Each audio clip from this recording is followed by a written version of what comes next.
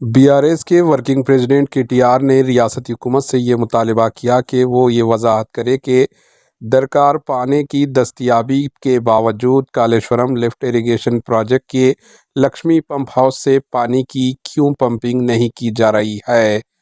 उन्होंने कहा कि कांग्रेस हुकूमत अगर 2 अगस्त 2024 तक कोई रद्द-ए-अमल जारी नहीं करती है तो किसान और बीआरएस के कारकुनान व लीडर्स पंप चलाना शुरू कर देंगे। Bureau report HN news. August 2 దాకా వేచి చూస్తాం. మీరు గనక ఆగస్టు 2 లోపల నిర్ణయం తీసుకొని పంపు లాంచ్ చేయకపోతే, నీళ్లు ఎత్తిపోయడం ప్రారంభించకపోతే 50,000 మంది రైతులతో మేము మా కేసీఆర్ గారి నాయకత్వంలో, మా పార్టీ నాయకత్వంలో మేమే వస్తాం. పంపులు మేమే ఆన్ చేస్తాం.